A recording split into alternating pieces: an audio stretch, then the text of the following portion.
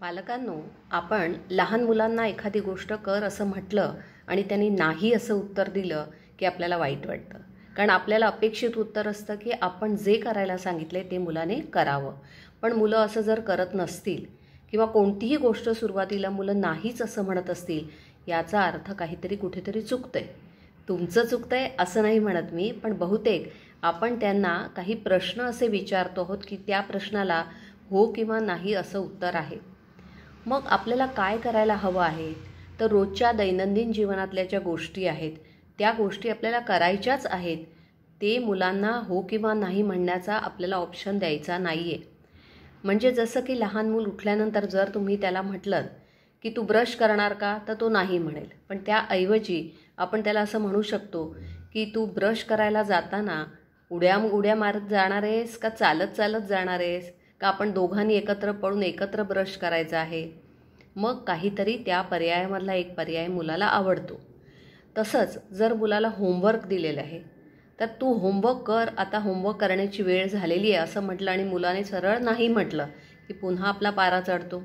त्याऐवजी आपण मुलाला असं म्हणून पाहूया का, कोणत्या पेन्सिलने तू आज तुझ्या नोटबुकमध्ये लिहिणार आहेस किंवा कोणतं पेन तू वापरणार आहेस.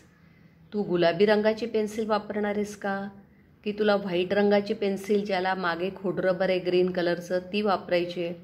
यातून अभ्यास करायचाच आहे असा आपल्याकडनं त्याच्यापर्यंत मेसेज पोहोचतो. किंवा जेवायची वेळ झालेली आहे, तू जेवणार आहेस ना असं म्हटलं की ते नाही म्हणू शकतात. त्यापेक्षा तुला कुठल्या खुर्चीवर बसून जेवायला आवडतं आहे, तू गुलाबी रंगाच्या प्लेटमध्ये जेवणार आहेस का चॉकलेटी रंगाच्या प्लेट्समध्ये जेवणार आहे, हे आपण नक्कीच त्यांना पर्याय देऊ शकतो. असं पहा की आपण जर आपल्या प्रश्न विचारण्याची पद्धतच बदलली तर हो किंवा नाही म्हणणं हे थोडं कमी होऊ शकेल. कारण होला नाही असं उत्तर आलं, तुम्हाला अपेक्षित उत्तर आलं नाही की मग वादविवाद पॉवर स्ट्रगल सुरू होऊ शकतो आणि आपल्याला खूप त्रास होतो आणि रोजची छोटी छोटी कामं छोट्या छोट्या गोष्टींसाठी खूप वादविवाद होतात. त्यापेक्षा तू हे करतोस की नाही असं न विचारता तू या पद्धतीने ते करतोस की त्या पद्धतीने करतोस, म्हणजे मुलाला हो किंवा नाही असं उत्तर द्यायला वावच मिळत नाही. तेव्हा ही एक छोटीशी युक्ती आहे नाही म्हणणाऱ्या मुलांकरता. आपण त्यांना हो किंवा नाही असं म्हणण्याचा कुठल्याही प्रकारे अशी संधीच द्यायची नाही आहे. उलट तेच काम वेगळ्या पद्धतीने कसं करायचं आहे, तोच प्रश्न वेगळ्या पद्धतीने कसा विचारायचा आहे हे आपण पाहू शकतो. धन्यवाद.